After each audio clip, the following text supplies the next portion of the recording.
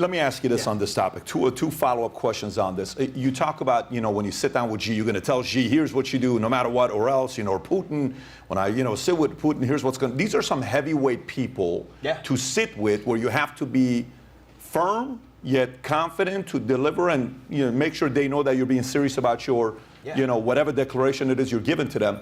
Who are some of the most biggest heavyweights you've ever sat with that you've had to negotiate deals with? And, in the business of coming up, can you name some names, some intimidating conversations you've had to build a $9 billion company that you built? Oh, Patrick Bet-David scheduling this town hall. That was a big, heavy guy. No, I've sat across the table from MBS. I've been to the palace downstairs in Saudi Arabia. He's a guy my age. Talk about too young. I don't agree with a lot of what he's doing, but say what you will, he's a young guy who's taken the reins and taken the nation in a direction with a clear vision. I was sat across the table from many of the wealthiest people in the world. These aren't guys who got to where they are by playing soft, and I didn't get to where I am by playing soft either. So I'm ready for the challenge. I think that these guys, Xi Jinping, Vladimir Putin, like some of the older guys in both parties in our side of the pond, they're off the top of their game. I think their best days are behind them. You think so? I think so, absolutely. I think so. I think there's some insecurities there. What makes you say that? Well, Putin is not well. Xi Jinping is now the different guy than he was. This is a guy who had, people who rise. You don't get to that position without having some kind of chip on your shoulder, right? I don't know how much, most Americans don't know a lot about his story. I was curious about it. You got to know the man you're going to face off with. So I was actually an exchange student in China. I've been watching this man's rise for a long time. His father was actually exploited by Mao Zedong.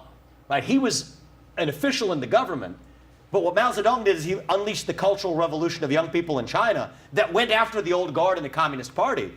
So his dad was abused, and Xi Jinping was taken out with him, and there were instances where he's on a stage, had to wear an embarrassing tin hat and have kids throw things at him. This is some psychologically scarring stuff, some weird happenings in a kid's upbringing. And then now you see the guy wearing the Mao Zedong suit. Right? He's trying to imitate the guy who actually humiliated and in some ways medically harmed his father, put him through a psychologically torturous youth. There's some psychologically twisted stuff going on there, but there are also some deep-seated insecurities. Right? His ego is his main enemy. He was willing to put himself in a weaker position in substance to just hold on to that unprecedented third term of power. Watch what happened with Hu Jintao in that meeting where he took over that unprecedented third term. He had Hu Jintao literally, you remember this video? Literally uncomfortably lifted out of his seat. And so, do I understand the people I'm facing off with? Yes, I do. Are they weak? Yes, they are. And I think the difference with me is, look, I'm an open book. I got nothing to hide. We started this campaign. What do? Everybody's always about playing the game, especially wealthy people running for president. How are you going to delay and game the tax returns? We just put them out in the first few weeks in the campaign. Open book. Have at it. They're caused some headaches for me. People ask the New York Times, ask this question or that question. Fine. We answered it. You got nothing to hide. And that's the approach I'm going to take to international relations, where I'm going to be very honest with people. I'm going to abandon the lie that I think we've told in the U.S. at times, that we're somehow a moral arbiter of what happens in the world. What I'm going to say is the truth.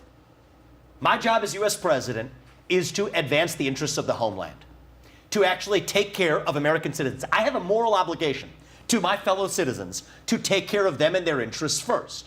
And so when I end the war in Ukraine and I'm negotiating with Putin, a deal that pulls him out of his alliance with China, which in turn weakens China from being in a position going after Taiwan, say what you will. I don't trust Putin, he doesn't trust me, but we're going to know that we each trust each other to follow our self-interest. And we can have a clearer negotiation than if I'm saying that, this is about the fight for democracy in some random nation that banned 11 opposition parties and consolidated state media into one arm, when we don't care beans about somebody invading another country in Africa. No, it doesn't make sense. But if you say that, no, I'm in this to just advance American interests, then two parties can reach a deal that makes sense for both parties. And when I make a deal, Patrick, I'm in the habit of being on the winning side of that trade, and that's exactly what I'm going to do when I'm negotiating trade deals and negotiating peace settlements on behalf of the United States. Fair enough. Do you have a relationship with Modi by any chance? I think India is going to play a very important role. Yeah. They showed the level of courage they have by banning 100 apps from China, something America wouldn't even do with TikTok. Yeah. So is there any relationship you have with Modi? I don't know him yet. Okay, but, got it. You know, I did go in. I happened to be addressing Congress the morning before he came for his joint session, so I stuck around. One of the people had me as their guest, and so I stuck around and heard his address. I've been impressed by him as a leader. At the same time, I think that India is going to have to step it up a little bit. They haven't really met the full level of military commitments that I'd like to see. A little waffly on the trade relationship, and you know, understandably, the U.S. has also been a little bit less reliable than necessary. So I want to shore that up. If you want to think about a conflict situation with Taiwan, what people forget is the Indian Ocean is where the Middle Eastern oil supplies run through to get to China. And so if India is actually a reliable partner, that is a further deterrent to Xi Jinping even going after Taiwan.